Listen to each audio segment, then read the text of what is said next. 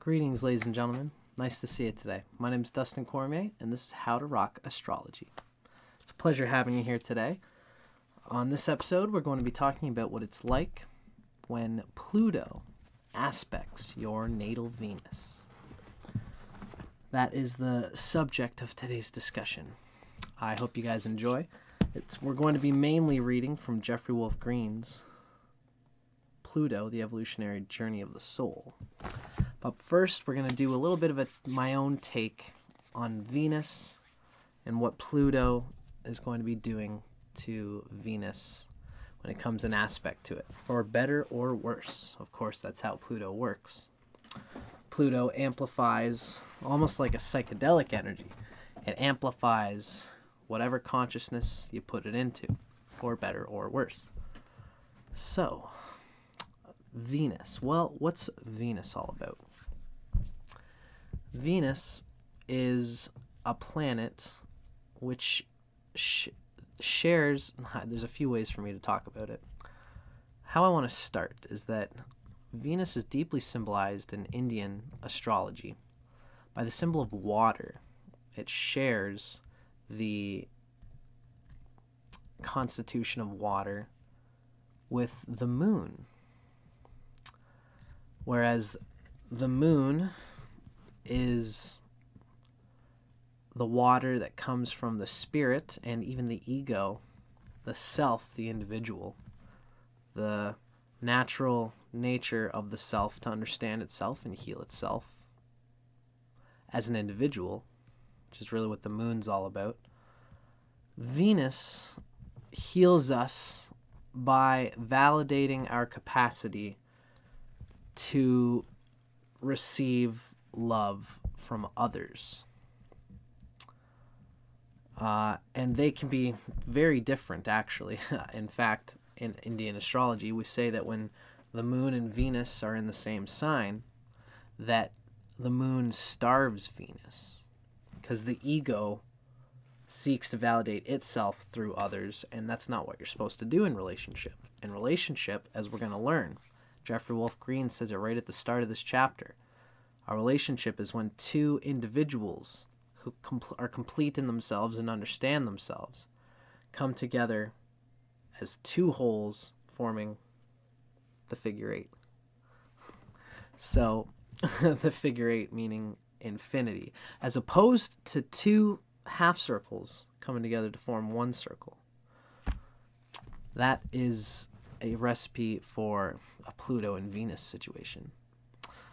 So we're going to kind of find out what that means. But, essentially, Pluto with Venus here is amplifying the instinct and need and desire and feeling of the desire to merge with people. Whereas everybody has a certain need, a certain desire, a certain passion, a certain attraction,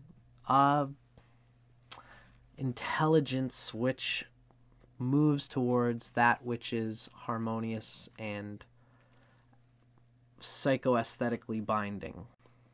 Because when you merge with someone who has a psychoaesthetic harmony and aesthetic resonance with you, then there's no resistance to each other. You guys can do things together successfully if your souls are bonded in a natural and organic way.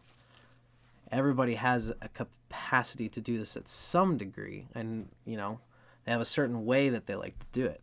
The problem is that if they're very selfish about it, they're going to get resistance from other people, and this is kind of the dance that we have to learn with Venus over time, is that there's a need to stand up for yourself, and there's a need also to respect and communicate properly and genuinely and sentimentally with the other. So that everybody agrees that this is mutually fortifying and satisfying for everybody, and it brings the juiciness, the feeling of being resolved by another completing the single entity, which can be a very satisfying thing, and this is why it can be even so addictive, because it does provide us nutriment. But just like somebody, the name for Venus is Shukra. in Indian astrology. Shukra is, of course, where we get our term sweetness and sugar from. And if we all know what happens when we dine on a diet that's all sugar, it's energizing, but it's not really filling, although it actually can be filling and fulfilling. Venus is a very important planet for us attracting that that does fulfill us and give us nutriment. It's just that when you only nurture yourself through Venus in an obsessive compulsive way, if your emotional security is linked to the feeling of Venus, not necessarily Venus at its pure essence, but the feeling of it, if you are attached to the feeling of that goodness, it's going to suck when, for whatever reason, your partner has to be an individual and go away from you. So that you're oh no, my emotional security. You better not leave me, baby. This is the kind of thing that happens with Pluto. It overemphasizes and amplifies in you the feeling of the need and the instinct. But sometimes the overemphasized feeling is actually just a delusion. And really, your partner is exactly what they need to be for you. But you might feel like they're either not enough, or they're too much, or you're not enough, or you're too much. And really, it's doing exactly what it's supposed to do. Me saying this, of course, doesn't change your unconscious compulsion. So this is the kind of thing that we deal with when we deal with, again, Pluto and Venus in aspect to each other. An obsessive compulsive nature of the imbibement, the absorption, the dependence on relationships. And what tends to happen is that, as Jeffrey Wolf Green will say, you can get caught in a duality where it's you either shun this disgustingly obsessive thing that you have. It's almost like an alcoholic who loves alcohol so much that they absolutely cannot have one single drink. By the Bible, by God, by AA, Alcoholics Anonymous, I will never even smell a shot of rum ever again.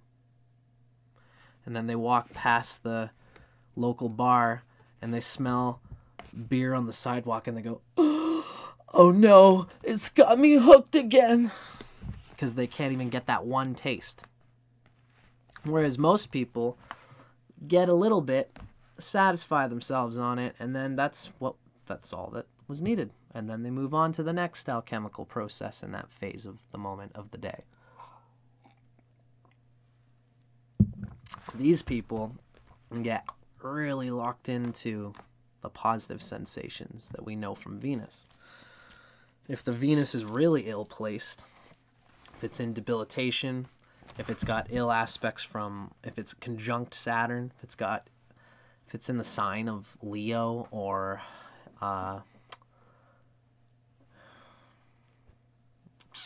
what else is a friend? Venus doesn't have many enemies. It might just be the sun. But if it's in the sign of Leo, if the sun is combust Venus, then the sensation which Pluto gets obsessed with will be purely surface level sensations that don't actually bring satisfaction, but the memory of the desire being satisfied will remain. And this is what happens in the Buddhist idea, where you get one of those hungry ghosts, a big fat ghost with a stomach this size, but a neck that's this size. They chew little bits of food, and their stomachs are so hungry that they're never remotely satisfied even by the little bit of food that they do get.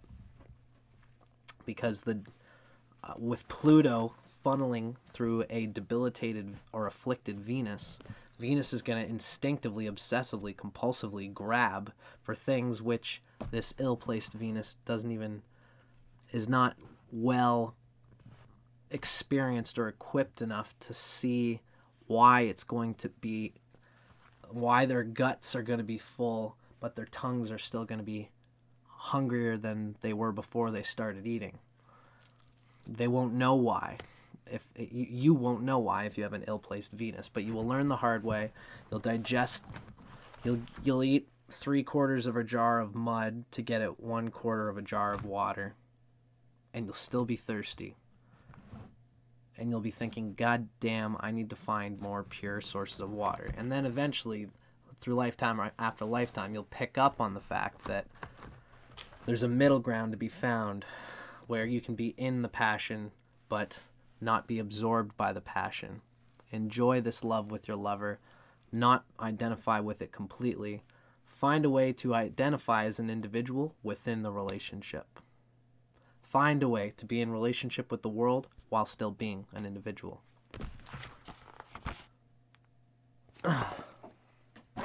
So that's me kind of giving my own little personal spiel on this subject.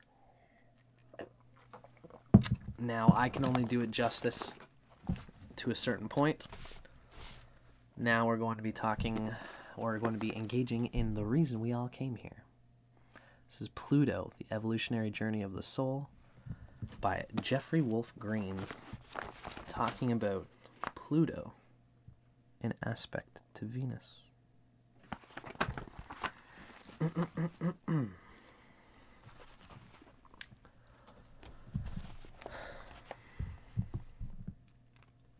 In general, when Pluto is in aspect to Venus, there has been and will...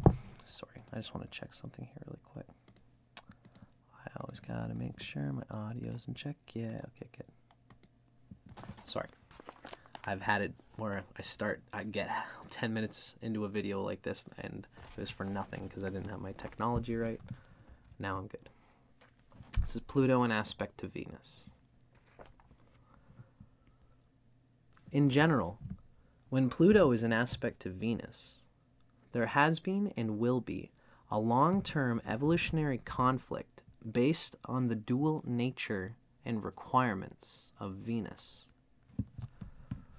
As an inherent archetype or dynamic, Venus demands that before we can successfully be involved in relationships of any kind, we must learn how to relate to ourselves, love ourselves, and to supply and answer our own needs in a self-reliant and self-sufficient way, like the Buddhist, some kind of Zen monk situation. Venus is actually considered a guru of earth, of the earthly needs.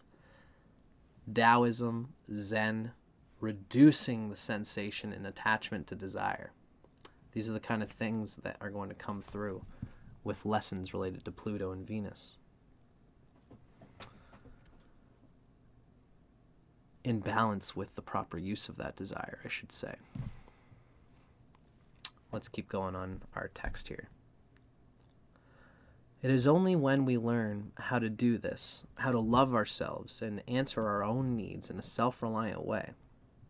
It's only when we learn to do this that we can enter into a relationship successfully. Actualizing this dynamic and need will allow us to be in a relationship with a minimum of projected expectations and needs that we expect our partner to meet or satisfy for us. If we cannot love and relate to ourselves, how can we really love and relate to one another or to another person? Pluto, in aspect to Venus, demands that we learn to merge ourselves with another. Through this experience, a transformation of personal limitations occurs for both individuals. Because the evolutionary demand has been to merge with another, most individuals with Pluto-Venus aspects have not learned how to relate to themselves independent of relationships. They have not learned to be self-reliant, self-sustaining individuals who are able to identify and answer their own needs outside of a relationship. In most cases, they will feel they cannot be fulfilled or completed except in relationship to another person. Herein lies the long-term evolutionary drama. Because of the Pluto connection, the need to explore and discover the deeper meanings of life, these individuals have commonly been drawn in a hypnotic-like way to other people who symbolize something that they needed. This dynamic implies that whenever this kind of attraction occurs, the individual does not already possess that which is needed or desired. You have it. I obviously project onto you that you have it and I need it, because I project, therefore, that I don't have it. These individuals can be deluded into feeling that the meaning they are seeking is embodied in another and is not within themselves. Attachment to the idea.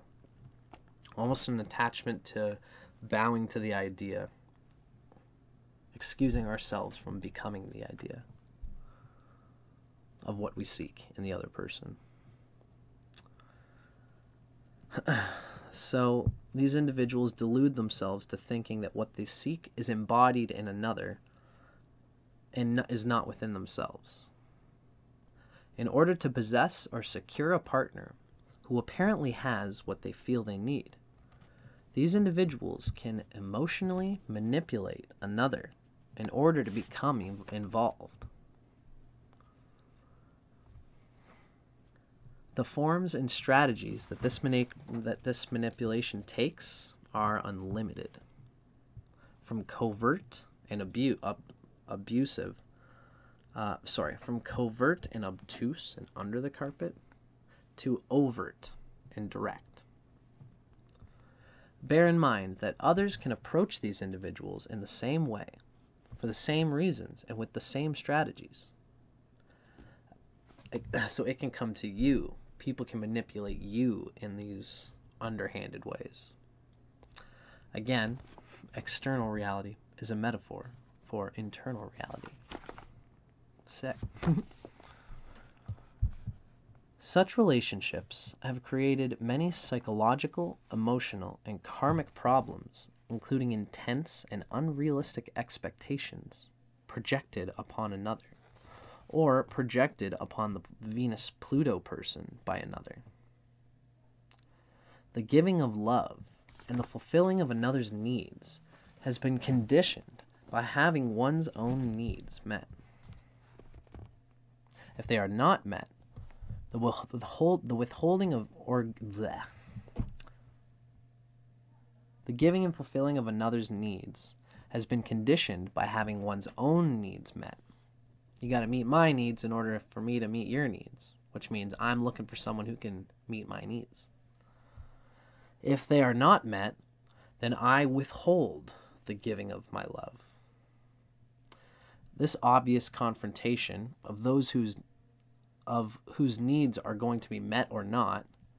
So there's obviously going to be a confrontation here of whose needs are going to be met or not met. This has promoted many difficult emotional scenes in the past for this person. Who gets it here?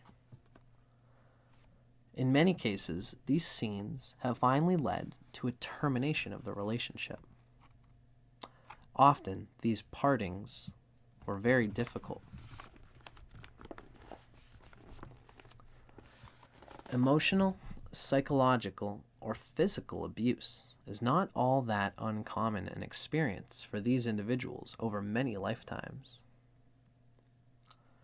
The memories of these experiences are held in the unconscious memory banks. Thus, many of these individuals will come into this life with a natural suspicion of others. Where are they really coming from? What are their motives? In addition, there is commonly a fear of having the rug pulled out from under their feet, giving these individuals the appearance of emotional aloofness, coldness, or an inability to commit totally in a relationship.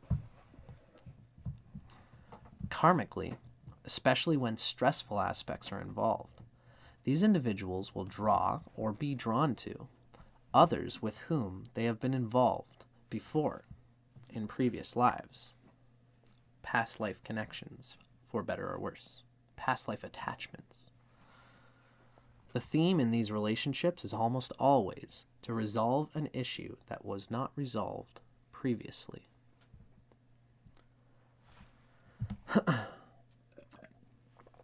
Another common problem for many of these individuals is one wherein they have only been able to sustain a relationship for the duration of the need that created the relationship.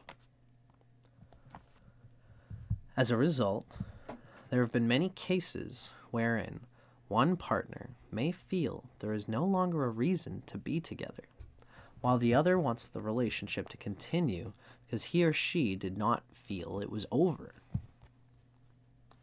Individuals with this aspect have been in both positions. They've been left and they have also been the one leaving, doing the heartbreaking. The basis of this problem, again, is seeking personal fulfillment and meaning outside of oneself.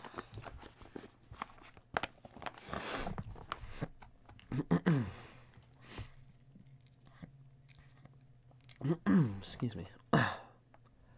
Even when in a primary relationship, those with Pluto-Venus aspects may experience intense hypnotic attractions to others. When this occurs, the attraction will always be based upon some need that is not currently being fulfilled in the existing relationship. At this point, a problem has been created. As a general principle, the need of Pluto-Venus aspects is to commit to one person. How the individual reacts to this problem determines the karma that will follow. If the individual left the existing relationship to follow the hypnotic attraction, karma is set in motion with the first partner that must be fulfilled at some other time. If the individual did not follow the hypnotic attraction, then the unresolved desires associated with that person must be fulfilled at some later time. It's just a way this old karma, old psychic baggage in Venus, the split, the duality, spread apart. Pluto, the ever damning trickster that Pluto can be. Nothing gives you a sense of the singularity between it all, like the pain of duality. Another problem with this approach to relationships is one wherein one person will wield more power within the relationship than the other. If the individual follows an attraction primarily based upon what he or she needs and what the other can give, then the other person is automatically placed in a position of power and control. This dynamic obviously creates inequality and potential confrontations, as the other person compulsively manipulates the Venus-Pluto individual in order to maintain that power position. On the other hand, if another is attracted to the Venus-Pluto person because of their projected needs, then the Venus-Pluto individual is in the position of control. Again, confrontations occur for the same reasons. The Venus-Pluto person has played both of these roles in prior lives. God help you if you get caught in a triangle where you're the person sublimating yourself to two dominating personalities, and they both demand you at the same time, and you only have one body to give to one at the same time. Whew, that's a tough one. I've never seen that experience in my personal life or in anybody else's, but I could see that being something that could happen with this kind of dynamic going on.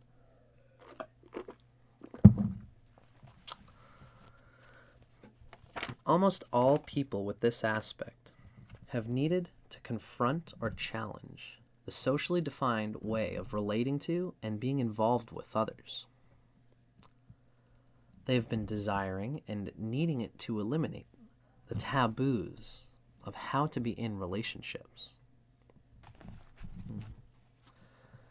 They usually do not challenge the taboos with direct assault upon existing values, but hold these needs and desires within themselves. The need to break through to the other side of all relationship taboo. Could be a wonderful, could have the capacity, if this is put in the right place and understood and healed well, could make for a person who can probably grasp with the proper sacrificial intent and true transcendental compassionate purpose, can probably make somebody who could successfully experiment in the world of polyamory and multiple partners. I shouldn't say probably, but I should say that this is a person who might have an impulse to explore and unveil the truth about any taboos related to that area. Whether they will find success in that area is another story. It really depends on the nature of their Venus, Mercury, and the Moon.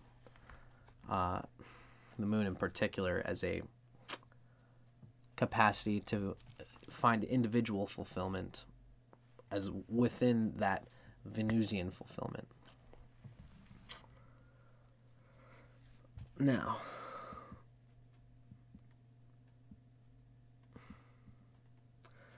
so these desires and needs attract others who seek the same experience. Again, possibly any taboo relationship experience.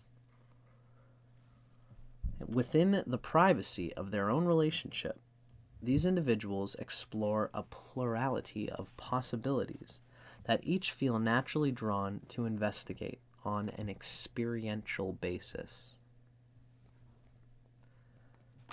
Many of these individuals have a need to control or be controlled in varying degrees of intensity and commonly desire to possess another because of their emotional and stability needs. There can even be a real lean towards BDSM, S&M, kinky kinds of stuff with this type of combination. Again, this situation will occur because these individuals are looking to another to fulfill their needs, or another is looking to them for the same reasons. Not necessarily, this isn't necessarily in the BDSM sense. I should clarify. I'm a Scorpio. It's something that I have been interested in. But in particular, I should say that what Jeffrey Wolf Green here is referring to is negative power plays, psychological power plays where you're actually being undermined in a overpowering way as relates to your overall dignity and spiritual capacity. So I'll continue. So this situation, some of these individuals have a need to control or let someone else control the direction of their life due to their emotionality and their stability needs. This situation occurs because these individuals are looking to another to fulfill their needs, or another is looking for them for the same reasons, to fulfill someone's needs for them, to be over-motherly. This form of control and emotional limitations can only promote stagnation for both people. At some point, a critical mass situation will occur wherein the enforced limitations of this form of relationship will explode or implode.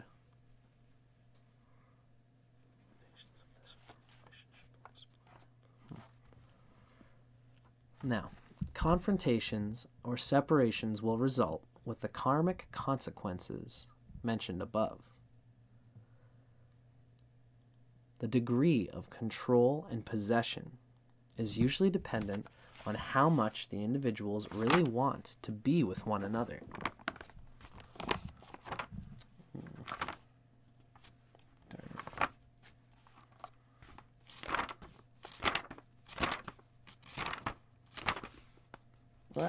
I lost my space. Why? There we go. Sorry about that. The degree of control and possession is usually dependent on how much the individuals really wants to be with one another. The degree of want determines the degree of need. The degree of need determines the level of control. Negatively, these individuals can be very jealous, possessive, vindictive, cruel, and mean when they feel their partner has done something to threaten or to undermine the relationship, or has done something to abuse or hurt them, or has failed to acknowledge their needs. All too often, the Pluto-Venus person will withhold their affection, love, or feelings from another for the fear of being let down or abused, or as a means of controlling the situation through the intensity of their self-imposed isolation. And of course, they can draw others to them who respond in the same way, who do this freeze-out thing to you. All individuals with the Pluto connection to Venus need to know why they feel as they do, and why another feels the way that they do. Pluto-Venus individuals need to understand why they need what they need, and why another needs what they need. Over time, this aspect has produced a natural capacity to get inside the other people, to know how and why they need what they need. This ability can create a naturally intense magnetism that can attract others who feel that these individuals can understand and fulfill their needs. Conversely, the Pluto-Venus person can be attracted to others who are also intensely magnetic for the same reasons. In general, these individuals are attracted to intense people who are dealing with the deeper issues of life. They are not attracted to superficial or ordinary people. They have a naturally psychological approach to relationships. They are always listening or trying to understand the deeper meaning behind the words or actions of others. And others respond to these individuals in the same way. You're reading, what are you reading me for? You're trying to, what are you trying to read my mind for? It's like they give you the same look that you give them. Pluto, in aspect to Venus, produces individuals who are very passionate and sensual. These individuals enjoy and require touch and the warmth of bodily exchange. In fact, their touch alone will act as a barometer that reflects their feelings about themselves and how they are feeling towards those they feel inclined to touch in an intimate way. How lovely. All of the potential problems and karmic situations can be instantly or progressively metamorphosed once these individuals learn to relate to themselves outside of a relationship and to identify and supply their own needs. Essential self-relatedness and self-love will eliminate the need to project unrealistic needs and expectations onto the partner. In addition, these individuals will learn how to encourage and support independence and self-reliance in their partners, rather than trying to control them.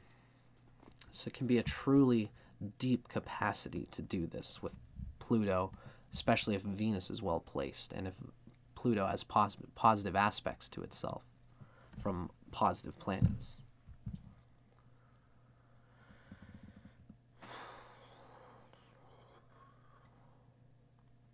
The intent of the confrontations which occur in the relationship, in all relationships, is to promote this lesson. Once these people stop looking outside of themselves for the meaning in their lives, they will be able to choose and commit themselves to a partner who reflects their own higher evolutionary and karmic needs, which is a different type of sacrifice.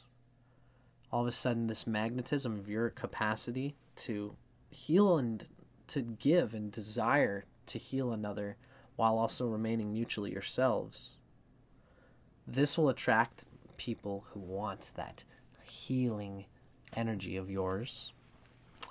But if you are strong in yourself and you have faith that love comes to those who accept that the highest love is coming, then you can wait, be satisfied in yourself, and if the right one comes, that's the only way it will come.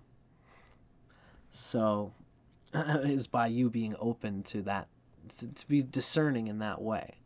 But once you discern it, you can give love in a deep way, and you might attract someone who is also looking to do high stakes karma poker with you in this sacrificial way, to sacrifice for each other for deeper values than just the sensual surface of things.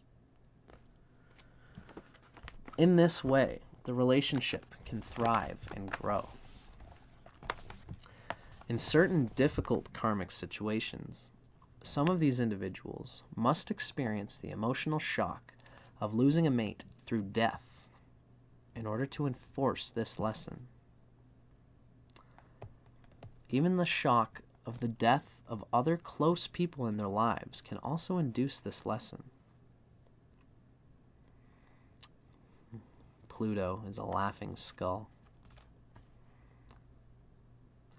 Once the energies of the Venus-Pluto aspects are metamorphosed, these individuals become not only the closest and most trusted, loyal lovers and friends, but also individuals who support and encourage the needs of others to transform the limits and blockages of their own lives in order to be free. Pluto is a very interesting sort of cleaner, but if your highest evolutionary spirit is willing to face the stripping to the soul bones that Pluto can do, it can make for, especially with, it can bring out the highest aspect of any planet or any sign in which it's involved, if all the things in the chart are placed in a way to express this positive amplification of the theme. Venus is the guru of the Deva. Venus is the guru of the Asuras, the demonic limbs of Earth. And Venus learns how to converse the demons with the Devas, with the angels, so that they come into a delicious and yet well self-realized state of mutual harmony. If the lessons are allowed to come through, and it takes a lot of pain to get to that place, typically. I recommend meditation. I recommend spiritual practices, yoga, centering and concentrating of the mind for anybody who is having trouble with this path. But there's lots of things that might be able to help you here. Taoist stuff, sensual stuff, psychedelic stuff, listening to sound baths and physical body sound healing, naturopaths, all these kinds of things that relates to a positive, holistic understanding of yourself's body and needs. This is the kind of thing that might also help as well. So, I hope you guys enjoyed that. We're about 40 minutes in, so I'm going to drop off here. I'm Dustin Cormier, and this has been How to Rock Astrology. Thanks for watching. I hope you guys have enjoyed. Let me know if you did. Drop me a comment, toss me a like, and feel free to subscribe, because I've been doing lots of videos lately, and if you enjoyed this, you might enjoy some more of the stuff that I got coming. So keep your eyes on the skies, folks. Thanks for watching.